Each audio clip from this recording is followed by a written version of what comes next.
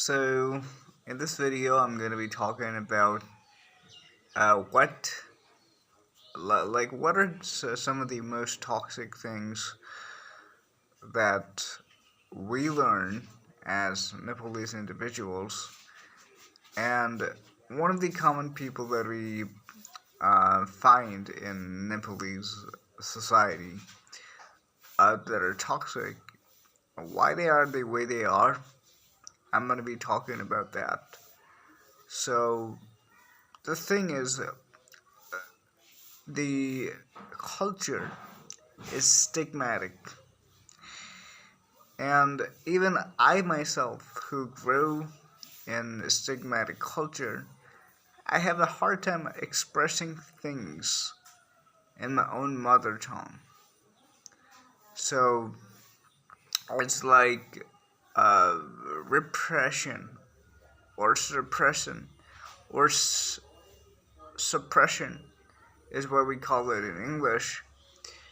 So we have a hard time expressing our um, stuff. Okay. Now it invites a lot of problems when we are raised up like that. Like,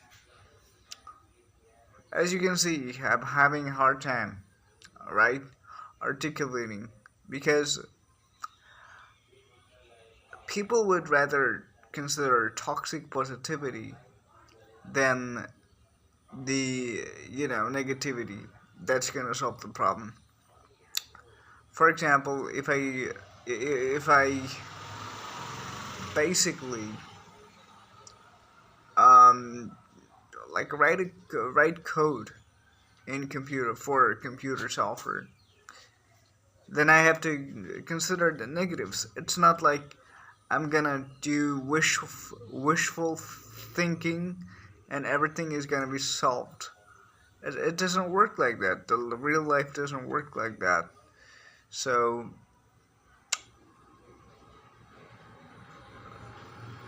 so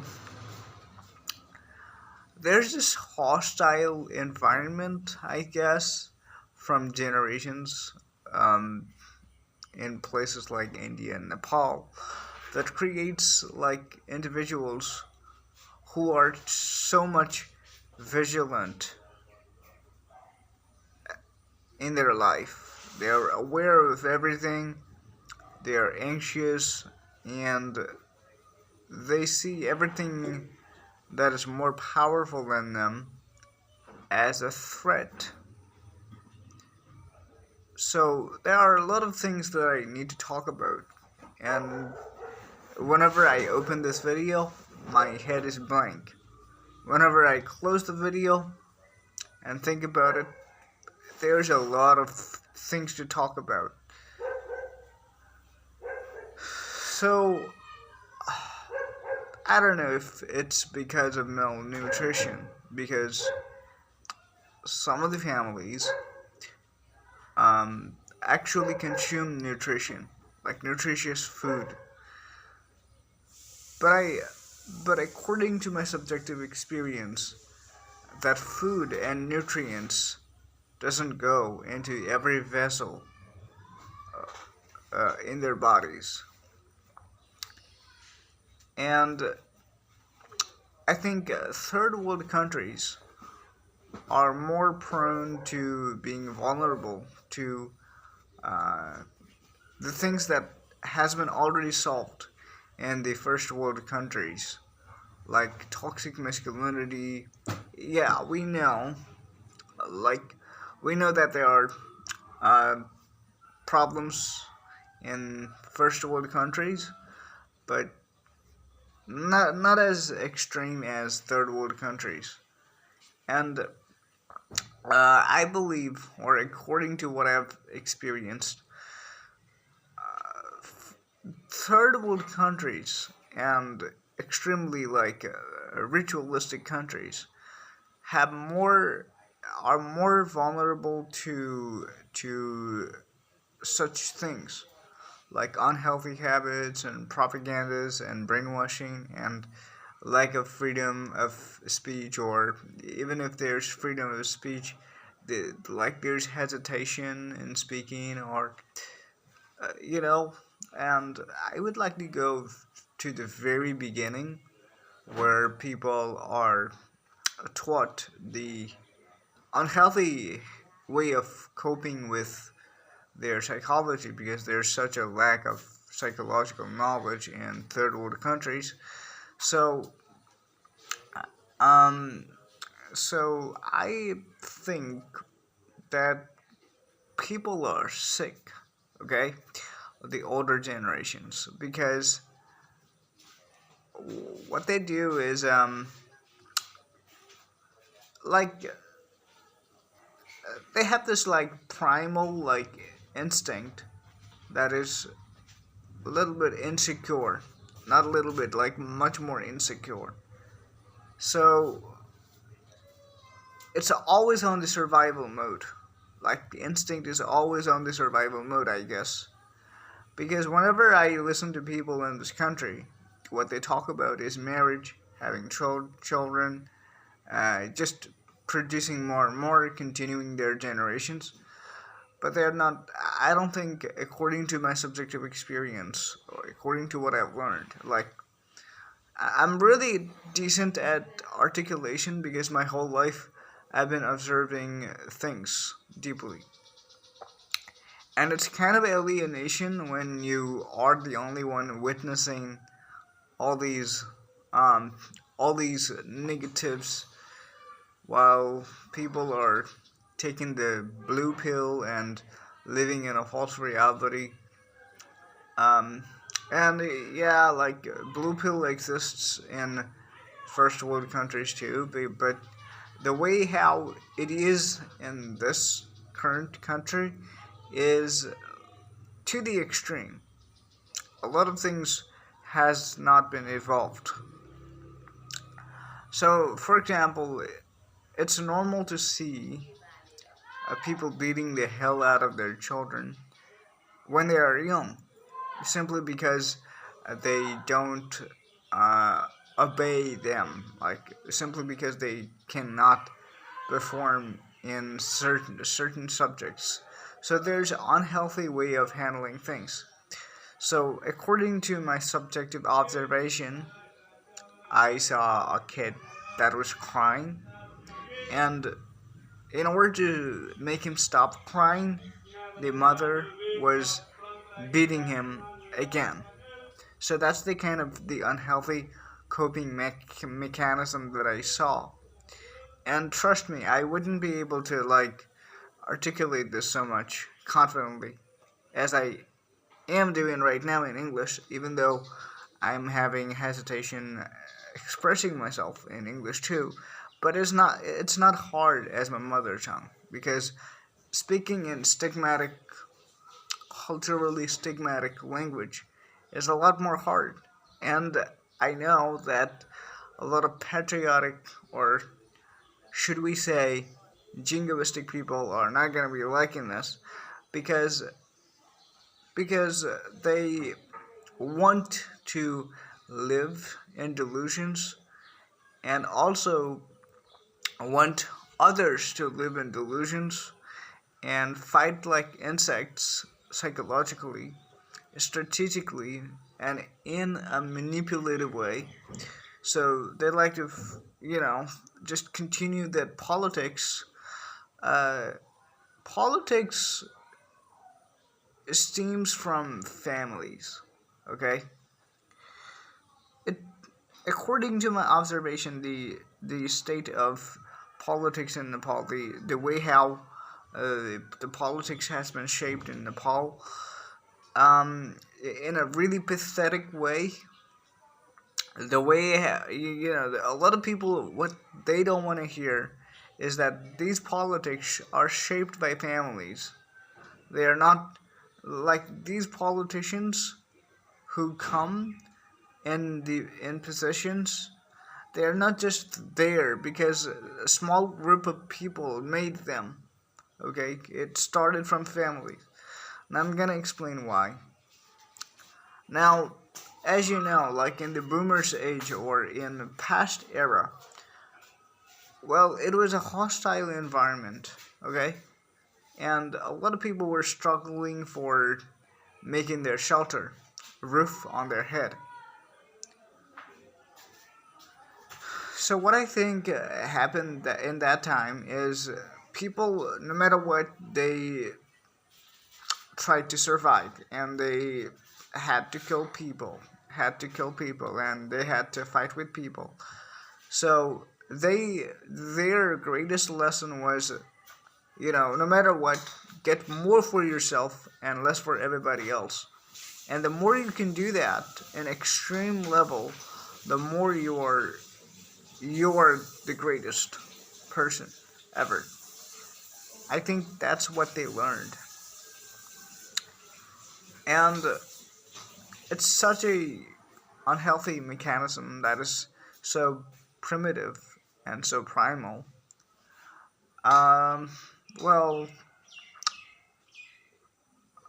so a lot of misogynistic things happened in Nepal, which people would not like to talk about, and that affects the child.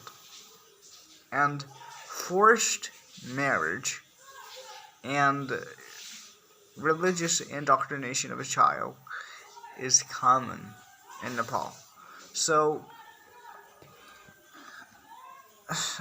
it's kind of like interconnected, like the way how you know the dignity of a human being as a child is taken away. And of course, there are schools in other nations, like developed nations too. But the thing is, it's so much intense that they treat children like an animal. You can see it on the news. You can rationally check. It's not even subjective experience. You can actually find these stuff on the internet. And schools are more like a mafia than they are educational sectors that tries to enlighten the humankind. It's a really pathetic situation that that is there. So I haven't come to a point where I can actually describe the complexity of how narcissism works, because of course in a hostile environment, narcissism, like covert narcissism, is a lot more prevalent or a lot more dominant. Um, so one of the one of the misconception of people while judging is, so they judge on primal instinct. They see somebody doing something wrong, and one of the so in the early days, what I've seen is people see somebody doing wrong, and they judge out of that observation, direct observation, of course. But they can't question. They don't question why. And of course, today, maybe that has evolved. People have changed by learning something. But in the past, people were just prime, like primitively judging, right? So, so that's not the problem. Like every human judges quickly when he doesn't learn anything. Like he's still deprived of that knowledge. I get it. But the thing is, there is favorism. Now, what favorism means is that you favor you favor certain people according to their inherited respect, and it's really hard to uh, challenge the this specific belief of elders that they need to be respected uh, regardless of the respect that they earn. So, and this basically leads to manipulating their children and triggering anger and not being able to properly nurture the healthy, you know, way of dealing with psychology while the parents are like children themselves. So this is one of the common problem, you know. So the reason why there's not much to learn something good out of the Nepalese culture is because it's stigmatic. Okay, it's like it's like what can I say? Like I don't even get the correct word, but you don't need to like you don't respect me because I have earned, but you have to respect me because this has been the ritual, the culture, and that's what sucks. You may see religions to be peaceful in Nepal, but it is not. It's not. It's the most cruel to the animals. They celebrate the death of the animals in dashing, right? So that's one of the things. The religion, the indoctrination, the you know, the lack of confidence in expressing freedom of speech, and the lack of critical thinking. It's all like bullshit. So, um, another thing, like, where do I even begin? See, so much of the problem, like, you know, we want to consider us and our family as perfect, and this is one of the phenomenon that we can basically find on the internet. So, so we see all around, and we find people, okay, and we see something wrong, and then we say, well, some people are like that. These people are like that. But whenever there's a negative situation in our own, we oversee it. Like we oversee it, and we just pass it away. We just skip it away. And of course, everybody is, including myself, because the the cultural teaching is so much like it implants so much of shame in expressing what is negative within own system that hides the narcissists, okay, that really hides the narcissist, and whatever that happens inside is so much toxic like a poison, okay. So these individuals, these young people who basically are raised in that hostile environment, they become politicians.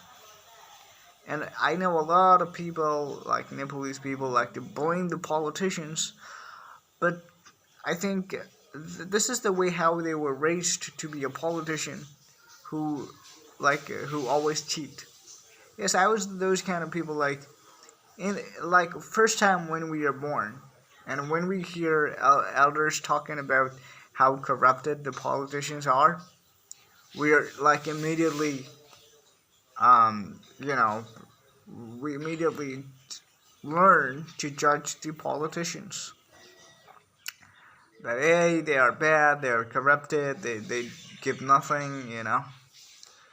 But as we grow older, we realize that, or some of them are able to realize, that it's not the politicians that suck, it's actually the public that suck. And of course, this realization has happened after a long, very long time.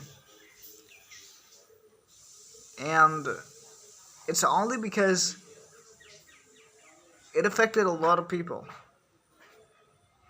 So there's no long-term thinking. And as long as it benefits many, not small number of people, but many number of public, then they are okay with corruption. They are okay with exploiting the minorities. This has always been the case culturally, ever since there was ancient capitalism, what I call religion, and all these instinctual, like really primitive, the really hostile way of surviving in nature has not ended yet, and it still is running. I don't know how much time it will take to do that, but people have become more intelligent right now. Like most of the people have social media in their hands, in their fingertips. Yes, they are intelligent. Yes, they learn from others. But the thing is, they have they have only maxed themselves. They have only covered their insecurities with intellectual mask. So I think the main problem that exists is toxic positivity and just hiding to show the nation great. Now, it's the same in India.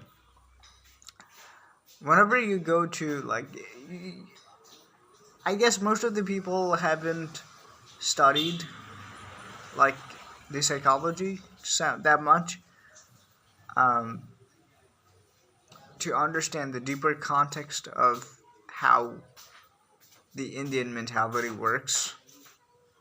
It's not in surface, like, it's much more deeper than you think how that works.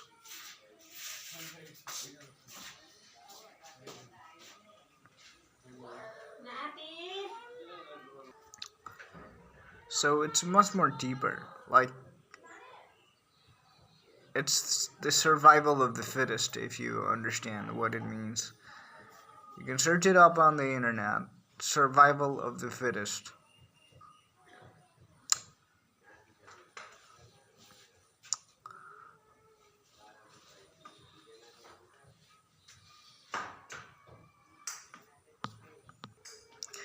And if you want to ever trigger the cognitive dissonance within people, just say, I hate Nepal on any social media.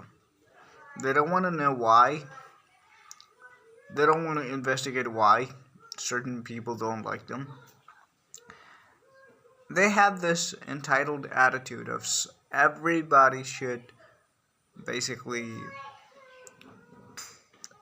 respect them because they demand it. That's the kind of the entitled attitude, especially these jingoistic people have, and we can find them in many numbers. It's not like they are in the minorities; they are in the majorities. So commonly, I say Nepalese people are like this or that. It's not because literally all of the people are like that. It's because like the majority, like, first of all, you look at them and you communicate with them and they are like really nice. But whenever you go deeper and deeper, you become a more vulnerable and open, and they start showing their primitive behavior. Now, of course, it's a really risky thing to say. I could be blaming the politicians. I could be blaming the minority of the groups because I think the politicians are minorities, not the majorities, and I am I'm basically making myself fall down by saying that the majorities of the public in Nepal are, corrupted. And of course, I could be like pleasing them and supporting their agendas, like hidden agendas.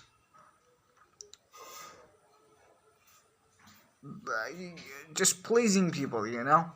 That's how it works. But I can't. And it's not that I'm negative. There's this wrong perception of culturally stigmatic Nepalese people that whatever the negative problems or whatever there's a negative that has to be solved, whenever it's pointed out, people have the wrong perception of thinking that it's negative. So whenever the problem is raised, people see it as a threat instead of something to solve. That's not how real life works. Even in software, we find bugs. We're not scared of bugs. We find the bugs, and the end goal is to turn it into positive. Without bugs, the software should be without bugs. And it's not like we're trying to make the software bad. We're trying to make the software good by seeing the bug. Oh, the negative thing exists. Okay, now we can solve. Now that we have found out the problems.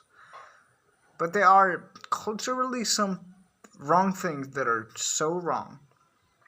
People don't want to fix it. And, the psychological programming that is informally done by the families, and it just makes so much victims to the religions that destroys the whole generation. Like, there's no freedom of choosing what I believe. What it means basically is that I choose to not believe. That's not an option. Okay, that's one of the greatest factors through which people are done.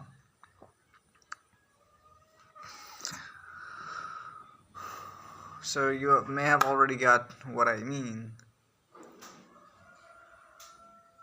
So the nervous system is full of generational trauma. That's what I believe. Okay? And always, there are boomers and there are Gen Zs and there are Generation Alpha. And they are evolved species. They might seem soft. They might seem not as competent and not as masculine as boomer generations or the generations before. But I rather think that they are more enlightened and more, multi-factor thinking people, multi-dimensional thinking people.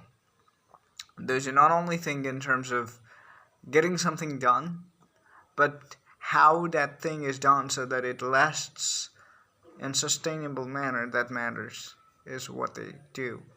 It's not like I have to do this thing no matter what, and regardless of the consequences, I'll do it. I will not think about the engineering. I will not think about the proper construction. I will not thoughtfully think, rationally think about what I'm going to build. I'm just going to build, and that's it. I'm just going to suppress the soft, and I'm always going to create concrete. I have no regards for subtle quantum engineering. I'm just gonna do it for the sake of my masculinity. There's always this arrogant or violent principles that ever exists. And of course, this has been derived from many countries like the collective common that I can find in all of the countries is that the older generations were more entitled, right? So we are entitled because we want our freedom, but they were entitled because they wanted to control all of the population, right? Through religion, through propagandas, um, through cultural, like, yeah, cultural brainwashing, people turning people into cultural narcissists, like a World War II. I don't know, like it's the same difference between Tesla and Edison, that the individuality, the individualistic kind of thing, is not always good, but it is good for the individual. Like, there's no character. Like, it's good to have resilience, but there's too much resilience without character. So people have like this characterless resilience in Nepal. Okay? Resilience is a good thing in survival, but that's what we have at the best. And that is resilience. Resilience over pleasing people, resilience over pleasing people, resilience over just just bowing down, like, so that's the kind of the thing. So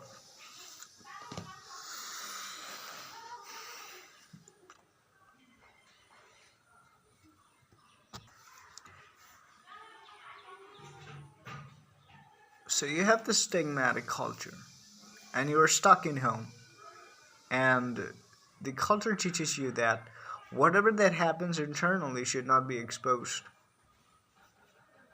And whenever it's not exposed, now so for example, a victim is tortured and manipulated, and it's not exposed, and the victim's psychology is messed up, and the victim basically doesn't expose that, and becomes a little bit frustrated, or a little bit annoyed, a little bit less talking, like silent. And we don't have humans in Nepal, we have social animals, and the social animals basically look as if something is wrong with that person, right? Or at least that's what is, like, the vibe that we get is like that. So deeply it's ingrained when we are kids, when we are open about things. And there's like, whenever we are the most vulnerable, like, there are this specific circle that judges as if they were perfect, and we learn to be the perfectionists. Okay, so there's this healthy idea of perfectionist. Perfectionism has its own value at one place. Okay, it can be done in a really good, great way. There's multiple ways of.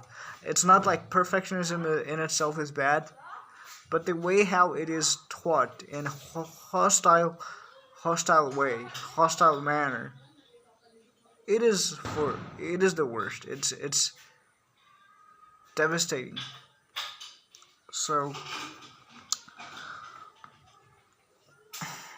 so after many manipulation, what really happens is that, well, on one side he cannot, like, so whenever he exposes that to the family,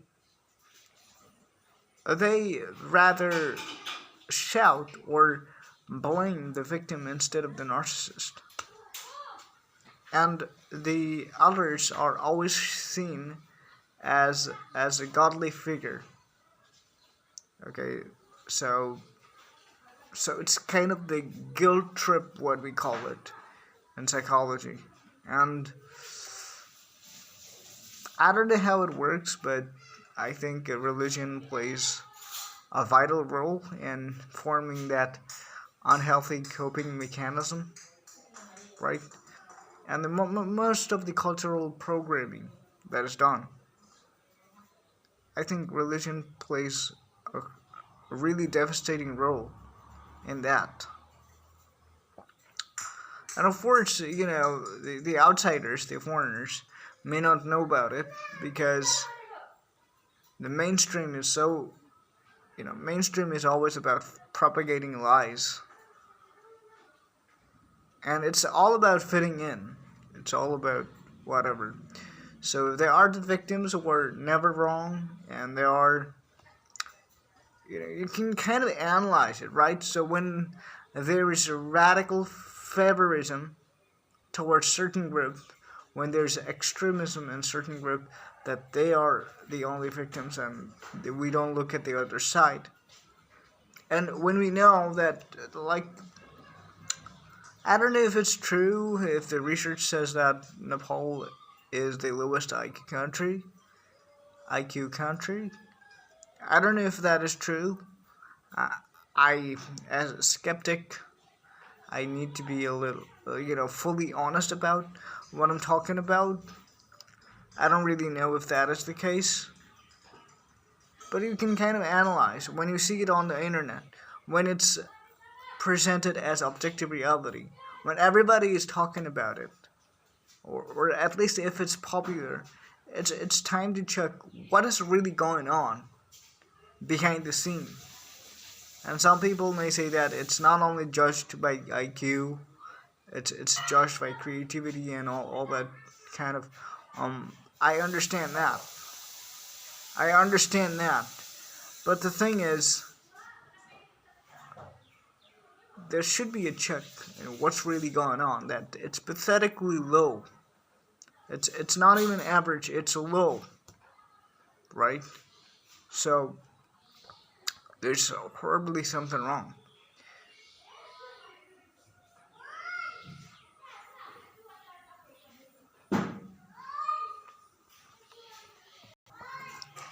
So the desensitized way of looking at things, and a child borns and looks up to his elders, and he learns that expressing emotions is a kind of weakness, and like we see like the general social media phenomenon between the Western countries and the Asian countries.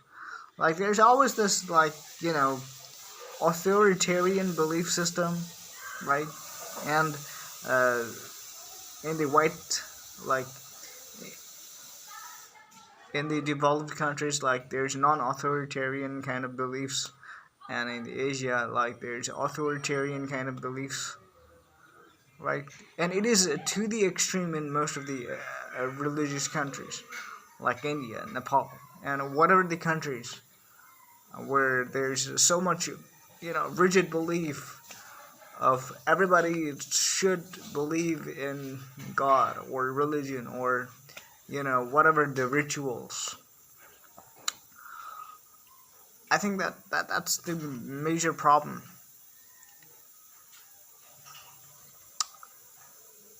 Because it's not only about belief, it's about exploiting others and devastating most of the generations to be insecure, to be hiding the negatives, to be only like living in flattery, surviving in flattery, nothing but flattery.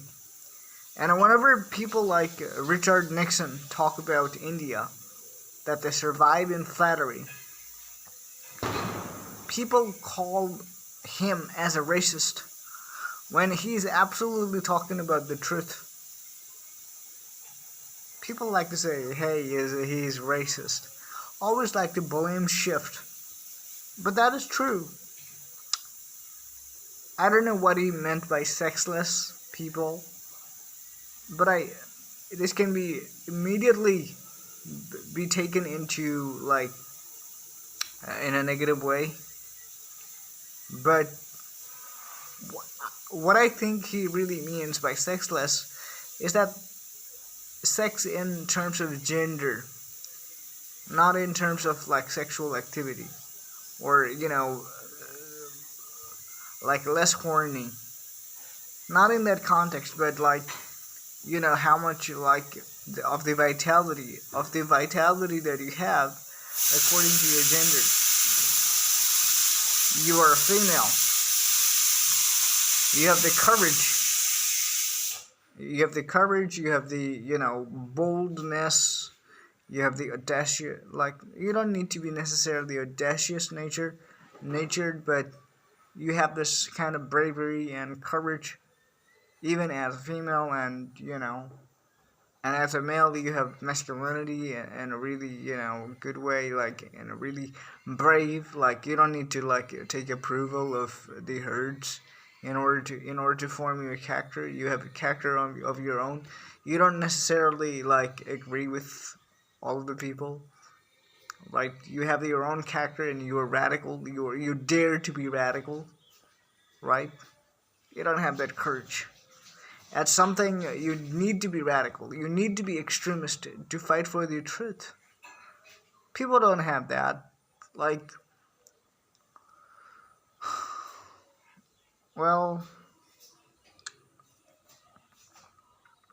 so the shadow, right? Shadow and shallowness, that is only there. The imitation. So the intuition is not intuition like taking approval.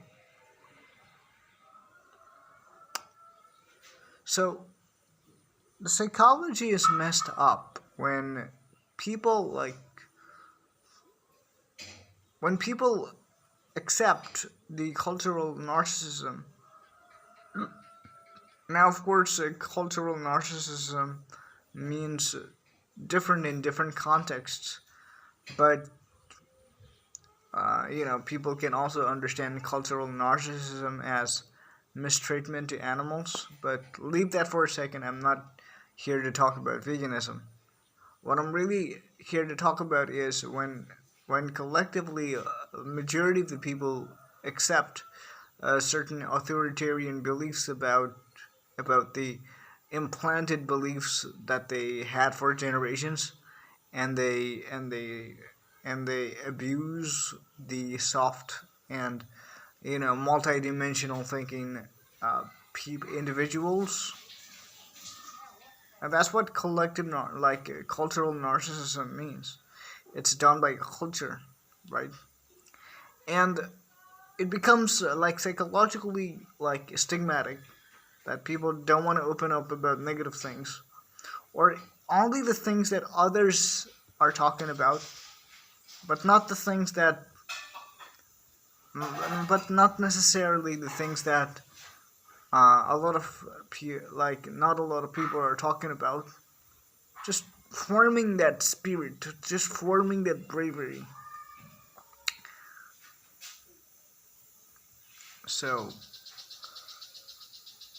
that is not there. Like there's no like such vitality. Just like Richard Nixon says about India, I just see that, or the same thing that Albert Einstein, how he described India. I see the same thing here. So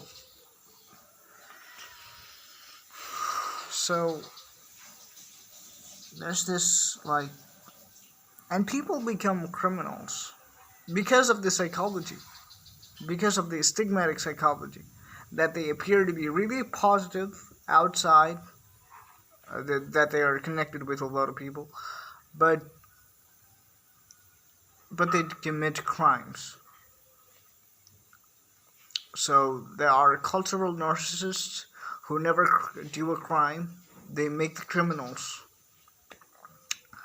There are criminal narcissists who lack empathy and would exploit more vulnerable human victims, and they would make them criminals somehow because for the victim there's no way of escaping the situation. You just have to consider that it's impossible when when you're alienated, right? So it's impossible to escape that trap, okay? And when exposed, what they like, let's say that the victim says that this is done by the manipulator to me, and and the manipulator learns to be more deceptive instead of like correcting the mistake. So that's what people do. Like, no matter what, like, the backbone is always deceptive, and there's this big thick layer of mask that's covering the primal instincts. So that's the unhealthy kind of like thing that is there.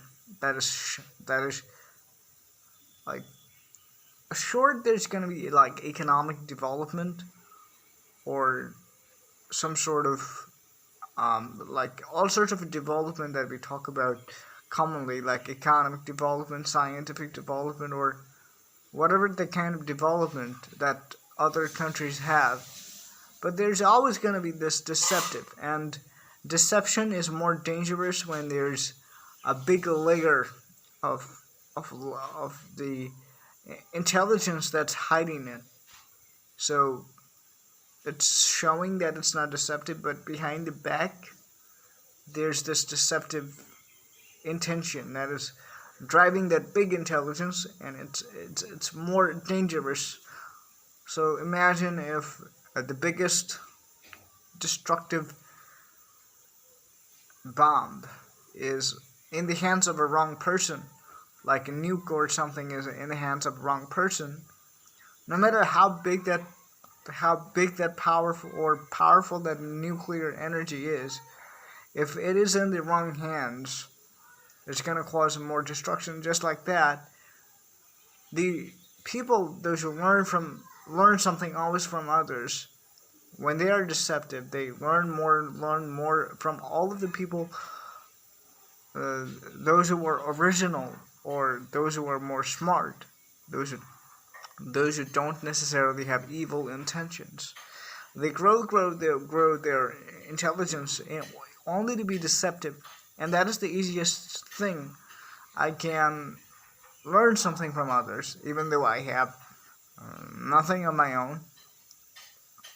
I have no wisdom. I have no divergence. I'm not necessarily a person with experience of my own, and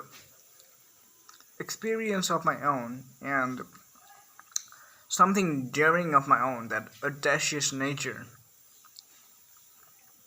And all that I do is learn from others, and I always have that kind of, what do we say, unawakened or non-intuitive, or a person who has never learned what is humility, right?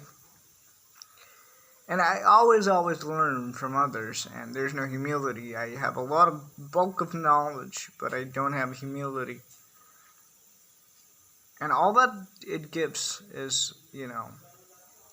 deceptiveness, and that produces that makes me a really good cultural narcissist,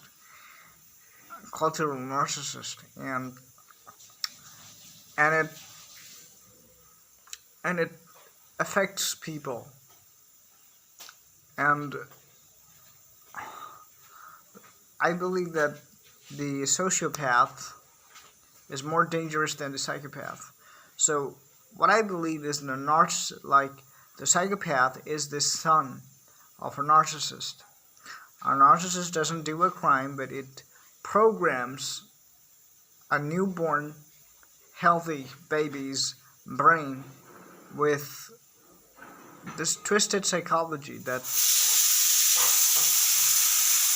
gives torture, that appears to be bright, but it's really dark, and it just goes like that, right? That is what basically is the case.